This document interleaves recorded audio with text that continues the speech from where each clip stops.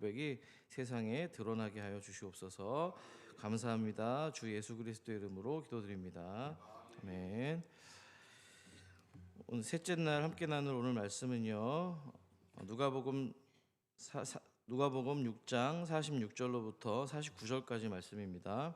신약성경 누가복음 6장 46절로 49절까지 말씀.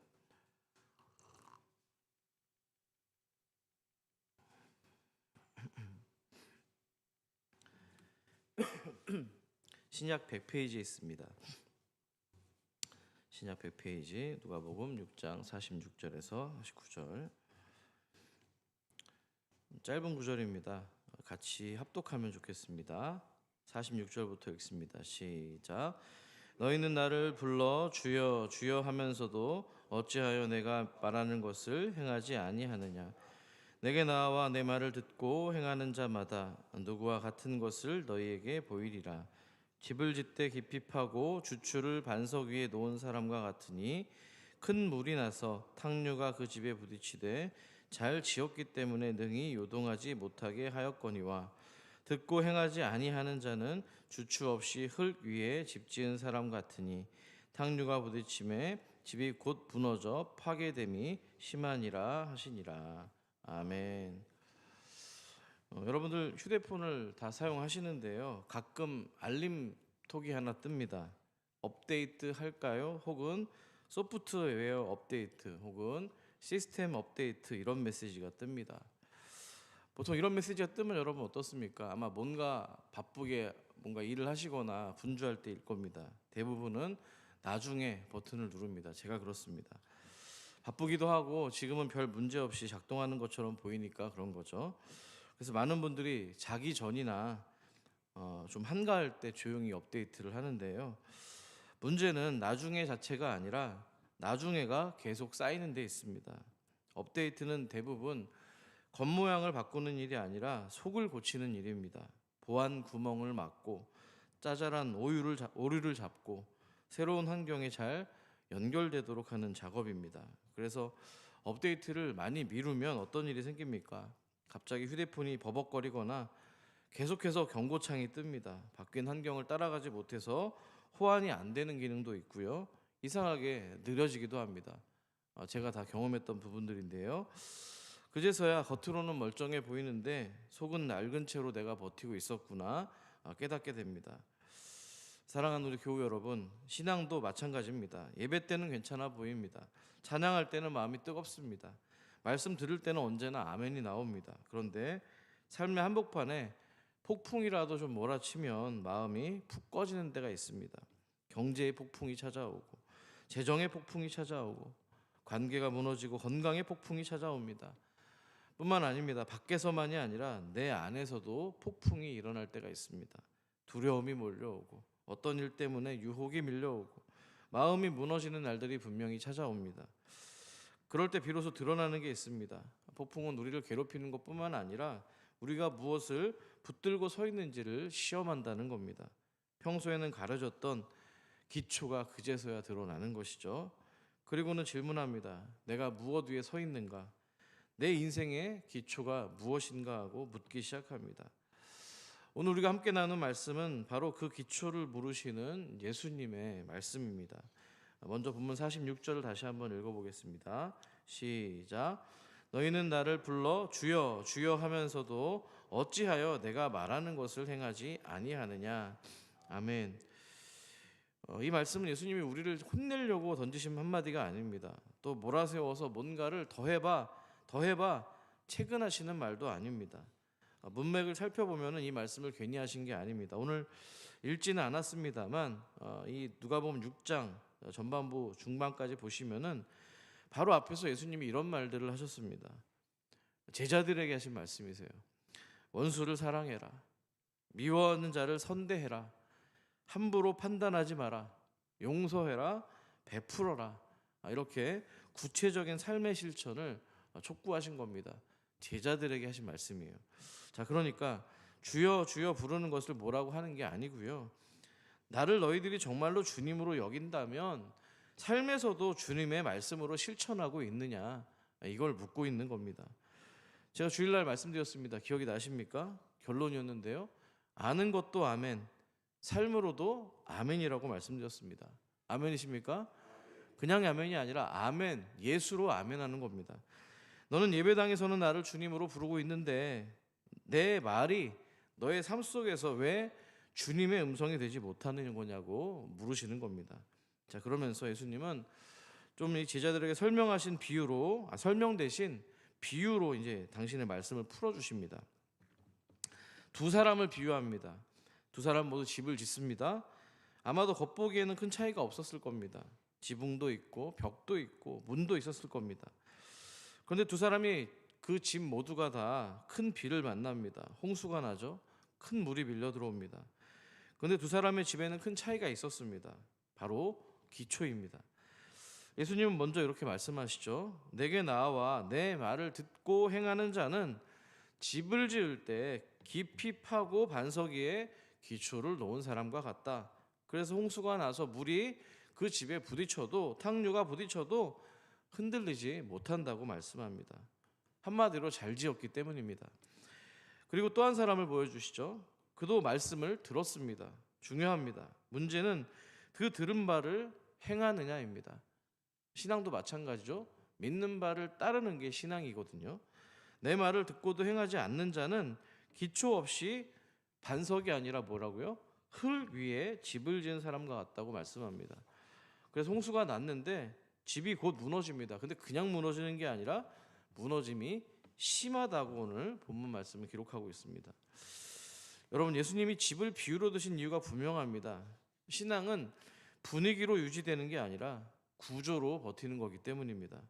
기분은 바뀝니다. 감정은 흔들립니다. 상황도 흔들리죠. 하지만 기초는 남아있기 때문입니다. 그래서 예수님은 느낌이 어떠냐가 아니라 무엇 위에 너희들이 기초 위에 서 있느냐고 묻고 있는 겁니다. 자, 여기서 오늘 제일 중요한 단어 하나가 될 것 같은데요. 저는 깊이 파다라는 단어가 제일 중요하다고 생각합니다. 깊이를 파려면은요 늘 비용이 듭니다. 우리 저기 안수 집사님 오셨나요? 김동환 집사님 오셨죠? 비용이 많이 들죠. 건축할 때 깊이 파는 거는 비용이 많이 드는 거예요. 시간이 듭니다. 노력이 들고요. 겉으로 봐서는 티가 잘 안 납니다. 그래서 사람은요 깊이 파는 거를 자꾸 미룹니다. 업데이트를 미루는 것처럼요. 겉을 먼저 만들고 싶기 때문입니다. 보이는 것부터 정리하고 싶습니다. 말을 그럴듯하게 하고 표정을 단정하게 하고 종교 생활을 유지하면서 괜찮은 신자처럼 보이고 싶습니다. 근데 예수님은 반대로 갑니다. 왜냐하면 폭풍은 겉을 치는 게 아니라 우리의 기초를 흔들기 때문입니다. 깊이를 먼저 파라. 기초를 먼저 놓아라. 주님을 부르는 것과 주님을 따른 것 사이를 연결하라는 이야기입니다. 아멘이십니까? 그렇다면 듣고 행한다는 게 뭡니까? 거창한 업적이 아닙니다. 말씀을 들었으면 작게라도 순종으로 옮기는 겁니다. 결국에 우리가 예배를 드리고 기도회를 갖는 거 맨날 이거 아닙니까? 똑같은 얘기입니다. 오늘 아까 읽진 않았습니다. 6장에 그런 얘기가 나왔잖아요. 주님이 용서하라고 하면 용서하는 겁니다. 멈춰라 하면은 내가 맨날 하던 일상의 말, 남을 아프게 하는 말 멈추면 되는 겁니다. 주님이 정직하라고 하시면 손해 같아도 정직을 선택하는 겁니다. 주님이 기도하라고 하시면 길게 기도하지 못해도 짧게라도 무릎을 꿇는 겁니다. 이런 작은 순종들이 저는 깊이를 만든다고 생각합니다. 그리고 그 깊이들이 결국에는 여러분 삶에 맞닥뜨리는 그 모든 폭풍의 날을 견디게 하고 구원해내는 줄 믿습니다. 그런데 여러분, 성경에는요 폭풍이 오기 전에 이미 기초가 드러난 사람이 있습니다. 누굴까요? 구약의 노아입니다. 노아는 비가 오기 시작한 다음에 허둥지둥 방주를 만든 사람이 아닙니다. 하늘이 맑을 때 사람들이 저걸 보면서 왜 저걸 짓고 있나 고개를 갸웃거릴 때 하나님이 미리 경고하셨던 말씀을 믿고 준비했던 사람입니다. 아직 홍수가 보이지 않아도 하나님 말씀을 믿었고 두려워하고 방주를 지었던 겁니다. 창세기 6장 22절을 같이 읽어볼게요. 시작.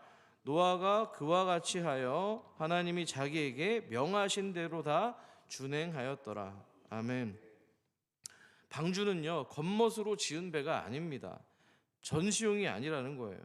전무후무한 홍수를 통과하는 생명선이라는 겁니다. 그런데 그 구조가 노아의 상상력에서 나온 것이 아니라 오직 하나님의 말씀에서 나왔다는 겁니다. 하나님께서는 노아에게 정확한 치수와 재료까지 말씀을 하시고요, 문을 어디에 내야 될지까지도 세세하게 알려주셨습니다. 노아가 자기 통밥으로 이쯤 되면 되겠지가 아니라 그저 말씀하신 대로 순종했다는 겁니다. 순종할 수 있도록 지혜까지 주셨다는 거예요. 자, 여기서 중요한 걸 하나 짚고 넘어가야 됩니다. 노아가 준행했기 때문에 구원을 따낸 게 아닙니다. 구원은 언제나 말씀드리지만 하나님이 주신 선물이자 은혜입니다. 믿으십니까? 다만 노아의 순종은요, 그가 무엇을 믿고 있는지를 보여주는 표지였다는 거예요. 한마디로 이겁니다. 말씀을 믿었기 때문에 말씀대로 사는 겁니다. 아멘이십니까? 한번 따라해 봅시다. 말씀을 믿었기 때문에 말씀대로 살 수밖에 없다. 이 삶이 되기를 소망합니다. 믿음이 순종으로 번역이 된 겁니다. 자, 그리고 이 패턴은 구약의 성막에서도 반복됩니다. 되게 중요합니다. 하나님이 모세에게 성막을 짓게 하시면서 여기서도 물론 모양과 정확한 치수는 물론이고요, 재료까지도 상세한 규격을 말씀해 주셨습니다. 그리고 성경은 그에 따라 성막을 짓는 순종에 대해서 이렇게 평가합니다. 출애굽기 40장 16절을 읽어보겠습니다. 시작. 모세가 그같이 행하되 곧 여호와께서 자기에게 명령하신 대로 다 행하였더라. 아멘. 여호와께서 자기에게 명령하신 대로 그냥 행했다가 아니라 다 행했다고 이야기를 합니다. 완전한 순종입니다. 자, 그러면 이렇게 하나님 명령대로 했을 때 어떤 일이 벌어졌을까요? 그 다음 장면이 결정적인데요. 출애굽기 40장 34절입니다. 같이 읽어볼게요. 시작. 구름이 회막에 덮이고 여호와의 영광이 성막에 충만하매. 아멘. 이게 제일 중요한 겁니다. 말씀대로 세워진 자리에 하나님의 뭐가 임했습니까? 영광이 임했습니다. 또 그 노아의 방주는 폭풍을 건너가게 하신 하나님의 구원의 길이었고요, 성막은 광야 항복판에서 내가 너희와 함께 있다라고 하는 하나님 임재, 하나님 동행의 표시였다는 사실입니다. 둘 다 공통점이 있습니다. 말씀이 뭔가 감동으로 오기 전에 먼저 그들의 삶의 구조와 틀이 되었다는 사실입니다. 말씀이 마음만 잠깐 뜨겁게 하는 감동으로 끝난 게 아니라 여러분의 삶의 모양을 잡아준 틀이 되었다는 겁니다. 그렇게 말씀의 삶의 뼈대가 되었을 때 하나님의 구원도, 하나님의 임재도, 하나님의 영광도 그 위에 머무를 수 있었다는 겁니다. 이 사실을 믿으시기를 바랍니다. 간직하십시오. 자, 이제 다시 예수님의 질문으로 돌아오겠습니다. 누가복음 6장 46절을 다시 한번 읽어볼게요. 시작. 너희는 나를 불러 주여 주여 하면서도 어찌하여 내가 말하는 것을 행하지 아니하느냐. 아멘. 여러분, 예수님이 원하는 거는요, 말을 잘하는 신앙이 아닙니다.